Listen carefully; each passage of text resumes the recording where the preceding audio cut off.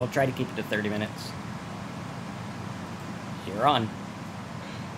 Getting sober sucks. Well, at least it sucked for me, man. And I got to do it twice, so I got to experience the full brunt of getting sober twice.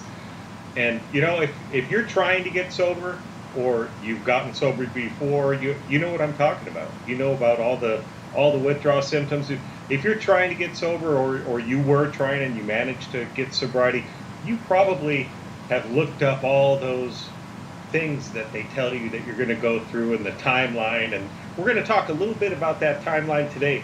But really, what we're going to talk about is what they don't mention in these timelines online. There's some stuff that I went through and that Marcus went through that you don't really find online too much. And so we're going to get into that. First, let me just go over really quick what some of the timeline is in what they say.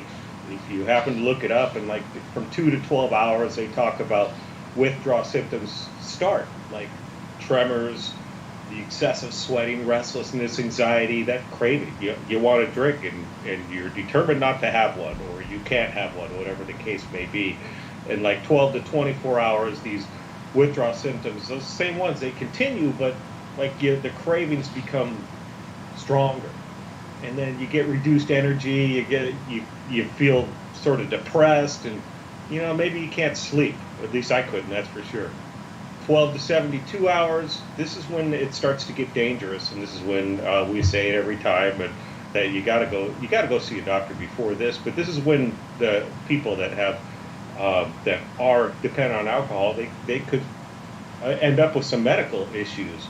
Like the symptoms can become a really high heart rate. You could have seizures, really high blood pressure. These things are dangerous.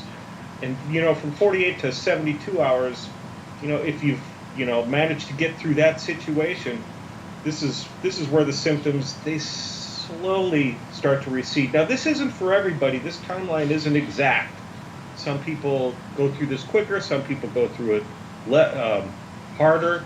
It really depends on the person and the level of addiction that you have.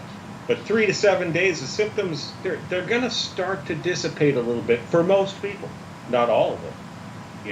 And that's kind of how it goes. But you can start to get more medical situations like the DTs, delirium tremens, things like that. You guys could look that up yourselves. But this is when it's these early stages. It's really important to get that medical supervision. But after a week or so, usually you might start to get a little bit better sleep. You might start to feel a little better. And after a couple of weeks, you're starting to get through that clinical detox period, and it's starting to become more of a mental situation. And after a couple of weeks, you're going to start to feel good. Well, most people, not everybody. There was a comment on here already where 18 days in, he's not feeling too good. Sobriety sucks at this point. So for people, different people, it's different. But after a month or so, usually these medical things, they start to subside. That's for a normal person. There can be other medical issues involved in all of this that can complicate matters, make things go longer or less or whatever. But that's usually how this happens. And after a couple or a few months, you start to get this general sense of better health. Maybe you're still have all these problems that you had in going through life, and all the damage that maybe you caused or that happened because of your drinking, or just general life issues may complicate things a lot more. After you get to like about a year or so, usually most people are feeling pretty good, pretty normal, back to where they were when they began. Now, that's kind of the general what you'll find if you're looking at what the timeline is. They can be a lot different for different people, and I definitely have my experience, and there was some big differences in my timeline as far as what I just read, and there was quite a few similarities as well. And it'd be great for you guys to comment, let us know what you did and how your experience was. And maybe, Marcus, you could share a little bit on what you went through. Yeah. And then I'll share about me. For sure. Yeah, so when I got sober, I had had a long time of trying to get sober, quitting for 3 weeks, quitting for a week. And when I would quit for a week or 3 weeks or whatever, it wasn't like a complete quit, it was on and off. But I was feeling better. And it was the illusion of feeling better because eventually things started to cave in. But what happened in that time is I felt really good. And then when I got fully sober, I expected things to be really good. And they weren't as good as I had thought because here I am with all the problems. Like the problems and everything that I had created in my life did not change. I just lost the one thing that seemed to help them, which was alcohol. So I had to learn to live through the first year, just kind of mellowed out and take things in stride and really learn to live without alcohol. And there was a lot of stuff. I mean, anxiety was through the roof. I had to muscle through it. A lot of people in the comments are talking about switching alcohol to something else to make it easier, which I think is a bad idea because of the fact that, I mean, you're just going to switch one thing to another. And I believe firmly that if you want to create a life that you don't have to escape from through some kind of mind altering substance or something like that, then do that. Right. And I think that's important because a lot of people don't see the magic at the end. And when we talk about an alcohol timeline, a lot of people will talk about certain things, but they don't talk about what it's really like, right? What is it really like when you get sober? How does it work? Well, the first month was pretty difficult. I was really tired. I had to deal with a lot of things. I was really stressed out, but I was also very mellow and calm because I was like, okay, a month ago I was like not going to be here anymore, and now I'm here, so that's what we're doing. And so I had to take it very, very slowly and understand that this is recovery time. It's like, if you go in for a major surgery and get out, you're not going to bounce back and be running marathons the minute you wake up from surgery. Sometimes there's 6 weeks, 6 months, sometimes a year of recovery time till you get back to normal. And I don't know why people think it's different when dealing with alcohol, because alcohol, I mean, the difference is it wreaks havoc on your mind and body. And so we need to understand, hey, these things need to recover. That's why we're in recovery. We're not just a bunch of people who decided to quit drinking one day. No, we're a bunch of people who put our body and our mind through the freaking ringer, and now we need to calm. That's why when you're detoxing, go to a doctor. No questions asked, go to the doctor. Figure out what's going on. Understand. Start to listen to your body and your mind when it says, "Oh, do this or don't do this," or coffee makes you anxious, or lack of sleep affects so many things. And when you start to understand that life can be different and recovery can help, I think it's very important to look at. Yeah, absolutely. And you definitely touched on some of the stuff that people really don't talk about in going through that timeline. And for me, I mentioned that I went through the detox twice, and the first time was at rehab, and you know that timeline was pretty accurate for me. I felt absolutely horrible those first 5 days. I remember somebody saying, "Man, you win the award of the most messed up looking person in this place." I was pretty bad. And and after 5 6 days, I started to feel a little bit better, and it went on, and then by the time I'd finished those 28 days, I was feeling good. I was like, I'm done drinking. That's it. I feel great. Woohoo! And I got out and decided to drink again. And I can see that a couple of people on here, whether they went to rehab or not, they started drinking again too. And I see that quite often. And what the problem was is, well, one of the problems when I got out, I hadn't really changed the way I was living my life. I hadn't changed my attitude. I hadn't started to reach out and continue to get help from people, and continue to talk to other sober alcoholics and figure out what they did when they got out of rehab, where you can't drink in rehab. There's no alcohol there, so it's easy. But once you get out in the real world, it becomes difficult. The second time I went through, my timeline was quite a bit different. and that was because I had quit, and I got to that, what was it, that that second day, third, I think it was the second day of sobriety, and I had the seizures, and I was unconscious for a couple of weeks, induced coma because I wouldn't stop. It was a bad situation, obviously. And when I woke up, something changed in me, and I started to work on sobriety. I decided to make sobriety my top priority, and this was where the big change happened. And this is where Marcus and I actually decided to work on this program, because this is what we've been doing since we've gotten sober, is really concentrating on the mental aspect of sobriety, and that's what I had to do. I was able to that second detox was pretty easy for me because I was unconscious. I mean, it's kind of scary to think about it that way, but I didn't feel that much pain. But when I got sober, I realized I had to do something because the next time was probably going to kill me. So I had to do something, and I started to work on that mental aspect of sobriety, and that's what the most important thing was and is for me, is continuing that mental journey and keeping life in a positive light. Now maybe I sound like I'm going like I had this hallelujah moment, and I didn't.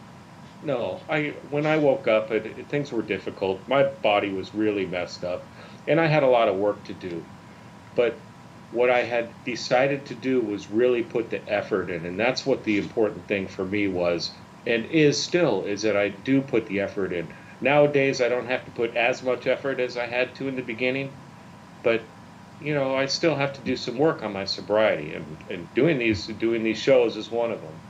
But that's kind of the direction that I had to go, and really the mental aspect is what you don't hear people talking about a lot, is trying to develop that positive attitude and trying to let go of that past. And I've gotten sober 10 times, I don't know if I'm going to be able to make it again. You can do it again. I know the person that ran our rehab, he went through rehab 13 times, and he's able to get sober. The sad reality is some people don't try to get sober that many times. They just don't make it. So that's the reality of this thing. But it can be done, and I know many, many people and work with many, many people that have achieved successful sobriety and years and years and years, and they're very happy. And I think I'm generally happy too. I don't know. Yeah, and I think it's interesting to look at what does the timeline look like. How do we gauge it? There's people that say there's a 90-day pink cloud where you feel like everything's great and everything seems happy, and then life starts to set in, and all kinds of things start to happen, and you start to understand, hey, life didn't change. I just got sober, and I'm learning to deal with it. I'm learning to get help. I'm learning how to cope with life on life's terms rather than trying to make everything the way that I want. And I think it's very important to look at. And a lot of people here that have some sobriety time, even Jay, who's on 18 days, you look at that, and that's a big milestone. Being able to stay sober 18 days or 18 minutes is pretty difficult when you're an alcoholic. And we want to understand what's going to come next, right? Because it's almost like your desire to drink is over in the corner with boxing gloves waiting to take you out, because things in life come your way, and you're like, how am I going to deal with X, Y, and Z without drinking? How am I going to cope with the death of a loved one? How am I going to cope with the loss of a job, something going on, someone damaging my ego, or whatever it is? Because these are the things that we used to drink over so quickly, right? There was no time. You just drank over it because that's what you did. And it's really important to look at and understand, hey, I don't have to drink anymore because I know it makes me feel a certain way, and I don't want to feel that way anymore, the bad way. Jay says, things that seem boring without alcohol, embrace it, right? Because nothing really changed. The only difference is you're not in a dream world in your head. That's the difference. Like what I did for the first year of sobriety is I decided to understand addiction, and I read damn near anything I could on addiction. I tried to work. It was very difficult to work. Tried to deal with things, difficult. So I just kind of took it easy for a year. And I said, I'm going to focus on sobriety and learning about sobriety. And I would go to meetings, because that's what they told me to do. They said, go to meetings. I'm like, okay, I don't see how this is going to help, but I'll go. And, it did help, which was good, because it got me out of my head, and it made me realize that there's other people out there struggling with this. It's not just me in my office drunk all day. There's millions of alcoholics that struggle with this. It's a big thing. We just don't talk about it because it's not fun, and it doesn't help the alcohol companies sell alcohol, right? But, granted, there's a lot of people in sobriety, and the alcohol companies are doing just fine. So, and if they don't, they'll get a bailout, right? So, you got to look at that and understand, okay, this is why we don't talk about it, because it's not acceptable to talk about. And it's not open. I think it's getting there. I think culture is taking a shift to say, hey, what's going on with these addicts and alcoholics, and what gives? Are they just deviants with bad moral character? Is that what it is? Are we just moral degenerates that can't do anything but drink all day? I don't think so. I think chemical dependency is something different. It's almost like if you were to take someone and take away food, and then 5 days later, they're like acting like animals going through the garbage to find food because they're starving, you wouldn't be like, hey, look at that degenerate animal. No. You'd be like, that guy has no food. That's what happens to a body when you get no food. And same thing with alcohol. When you put alcohol in, certain things happen to alcoholics. That is a fact. You're not special. I'm not special. It's just what happens. You give the most upstanding person in the world enough to drink, they're going to end up, in my opinion, an alcoholic. Right? That's when the switch happens. And I think it's important to look at that. Because once we put the responsibility on the alcohol, of course, we have the responsibility. We picked it up and drank it. But once the chemical dependency kicks in, it really, really takes on a life of its own. And I feel you, Jay. I agree with you as far as when I first got sober, things did seem boring.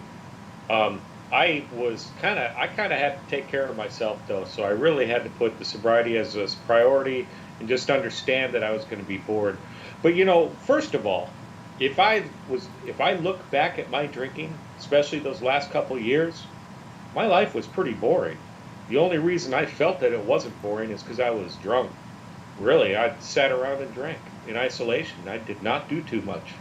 I'd go and I'd notice a crooked picture on the wall and I'd straighten it. That's the type of excitement I had in my life. So, getting sober, I did go to meetings, and yeah, those can be boring. Sure, absolutely.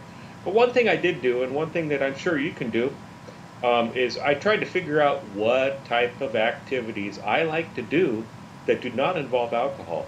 Now, some of these I would make involve alcohol, like going on hike, gotta drink first, gotta drink while I'm hiking, all that stuff, going skiing, better drink. But you could do these activities without alcohol.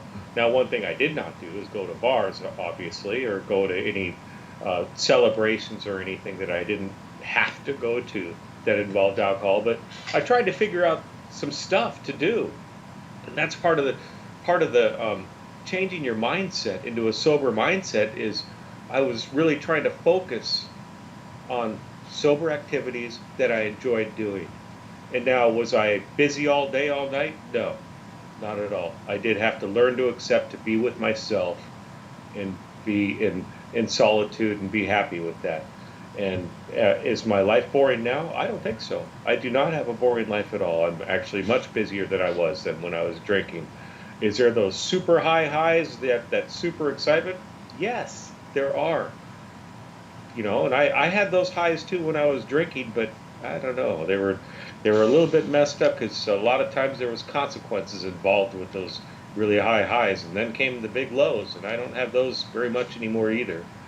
But try to find something that you like doing, and just search that, even if it's just reading, or I'm not sure what your activity level is able to be, but try and figure out something that maybe when you aren't drinking or before alcohol became a problem that you enjoyed doing. That's that's a really great way to try to keep some of that boredom out, and also just accept the boredom. I mean, for me, that's it. I didn't look at it as boredom. I look at it as, just being able to be with myself and learn about myself.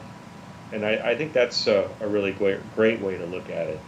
And as far as some of the other the suggestions of other stuff, I'm with Marcus. I don't think that another substance is a good substitute unless, maybe a doctor prescribes it. But for me, if I'm gonna like try some substitute for alcohol and try to steer towards that and help that, thinking that that's going to help me stop drinking. The problem is I'm making these decisions with the alcoholic mind, and my alcoholic mind is not clean. It's not going to make the correct decisions, and I'm probably going to go back to drinking. I have to have somebody that has a sober mindset, and somebody that's gone through the experience of getting sober, or somebody that's a professional that knows what they're talking about, help guide me. And that's what's going to help me the most. And that's why I steer away from anything that's mind altering. I know it's not going to work, and it took me quite a while to realize that, but I did learn that, and that's a big thing. And I wanted to just give a shout out to Stacy, and congrats on you had 16 months, I think is what you said earlier. I didn't scroll back up, but somebody else has 14 months on here. And Stacy made a good point here, and I'm just jumping around here, but it was what you said is that what finally helped was having a 24/7 accountability partner, lots of sleeping, and there's lots of little tools like that. Now, I agree with you. Sleeping in the beginning was not I couldn't sleep very well, but it did get better slowly. But having an accountability partner, well, for me, I'm married, so that was my partner right there, because she does not have an alcohol problem, and she took alcohol out of the house and didn't drink when I was around. And so she's not an alcoholic, so she can have that half a glass of wine and dump out half of it, But those are a couple of good things to do, and our program talks a lot about other tools that you can use. But yeah. Exactly. Yep. So when you look at that, it's like, okay, what am I going to do to stay sober today? Well, I'm not going to drink no matter what happens. Right? Even if my ass falls off, I'm not going to drink. And that is something that sometimes you need to lean on, because sometimes a win is just to stay sober. Sometimes you don't need to scale Mount Everest to have a winning day. Contrary to what people say on Instagram, apparently everyone works out all the time on their yacht, which is on Mount Everest, because they climbed up with their yacht on their shoulder, and that's success, right? But we have to look at that and say, well, what is it for me? What's my goal? What do I want to do? Well, today I want to stay sober. That's what I want to do. Because I know that if I don't, everything else goes by the wayside. And I think that's what we have to look at. And no matter what, today is the most important day. Staying sober today, it doesn't matter what you did yesterday or the day before or the day before. What matters is what you do today. And what am I going to do today for my sobriety? Sometimes if things gets rough, I'll go to a meeting. Sometimes I'll read or listen to a talk or something like that, to where you're focusing on not drinking, focusing on making your life better in a different way. What can I do? Like Stacy said, she watched Netflix. Okay, that's good. It's better than drinking, right? Yeah. And some stuff on Netflix is actually pretty good. Or maybe you do meetings, or maybe you listen to talks, or maybe you get a job, or find something different to do. But we need to stay away from the old mindsets, because they will creep in. And that's something they don't mention on alcohol timelines, is that, oh, hey, you've been sober like 5, 8, whatever years. Sometimes those old mindsets do creep in. Yeah. David says he spends a lot of time outdoors. Trailblazer says he started mountain biking. Yeah, I do a lot of cycling. I spend a lot of time outdoors, and it's been key for my sobriety. I have a dog that I have to walk every day. That's key for my sobriety. One thing about the alcohol recovery timeline, it's continuing for me. But it's not really an alcohol recovery timeline. It's more of a sobriety timeline. And as my sobriety continues, I continue to evolve, and that's because I try to put out a conscious effort in trying to evolve. And is that really my sobriety evolving? So I'm kind of trying to twist this a little bit, or is it just me growing? And that's what I do. That's what I'm trying to do. Is I try to grow in my thought processes and try to understand things a little bit more each day. And do I make mistakes? Absolutely. Do I take steps backwards? Yes, but I haven't taken a step backwards into the bottle. So that's one thing that's so far I'm 100% successful in recovery. But sobriety is a journey. It's not a destination, and that's the way I look at it. Is sobriety, life, it's all a journey. And once we get through that first part of it, then we can really work on that journey. And that first part of coming off of alcohol, it's difficult for most people. I don't know of too many stories where they had an easy time. And some people, it is just the mental aspect of it, because maybe they didn't have the physical addiction as much as somebody else. But it's still something that's important to work on, and that's what I've had to do along. Stacy and Grim said they use an app that has a counter on there, a sobriety day counter. And when I work with people, I ask them, so what is your sobriety date?